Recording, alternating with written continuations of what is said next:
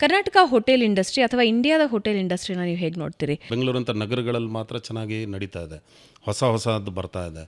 ಚಿಕ್ಕ ನೀವು ತಾಲೂಕಿಗೆ ಹೋದರೆ ಇಡೀ ತಾಲೂಕಿಗೆ ಒಂದೇ ರೆಸ್ಟೋರೆಂಟ್ ಇದೆ. ಮೊದಲು ಅಲ್ಲೆಲ್ಲ ಒಳ್ಳೆ ಕಾಂಪಿಟೇಟಿವ್ ಆಗಿ ತುಂಬ ರೆಸ್ಟೋರೆಂಟ್ಸ್ ಇರ್ತಾಯಿತ್ತು. ಜಿಲ್ಲೆಗಳಿಗೆ ಹೋದರೆ ನಿಮಗೆ ಒಂದು 2-3 ಒಳ್ಳೆ ರೆಸ್ಟೋರೆಂಟ್ ಸಿಗೋದಿಲ್ಲ. ಈ ಥರ ಆಗಿದೆ. ಅದಕ್ಕೆ ಹಲವಾರು ಕಾರಣಗಳಿದೆ. ಏನೋ ಲೇಬರ್ ಸಿಗೋದಿಲ್ಲ, ಅಥವಾ ಸೆಕೆಂಡ್ ಜನ್ರೇಷನ್ ಈ ಉದ್ಯಮಕ್ಕೆ ಬಂದಿಲ್ಲ, ಈ ಥರದ್ದೆಲ್ಲ.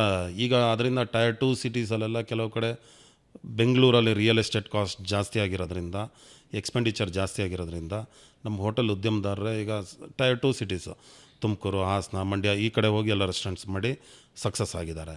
ಅಲ್ಲಿಗೆ ಅವಶ್ಯಕತೆ ಕೂಡ ಇದೆ. ಈಗ ಬಿಸ್ನೆಸ್ಸು ಚೆನ್ನಾಗಾಗತ್ತೆ. ಇನ್ನು ಇಂಡಿಯಾದಲ್ಲಿ ಅಂದರೆ ಎಲ್ಲರೂ ಏನಾಗುತ್ತೆ ಅಂದರೆ, ಈಗ ಬೆಂಗಳೂರು ಆಯಿತು, ಬೆಂಗಳೂರು ಆದಮೇಲೆ ನಾನು ಪೂನಾಗೆ ಹೋಗಿ ಮಾಡ್ತೀನಿ, ಇಲ್ಲ ಮುಂಬೈಗೆ ಮಾಡಬೇಕು, ಡೆಲ್ಲಿ ಮಾಡಬೇಕು. ಅದೇನು ನೆಸಿಟಿ ಇಲ್ಲ ಅಂತ ನನಗನ್ಸುತ್ತೆ.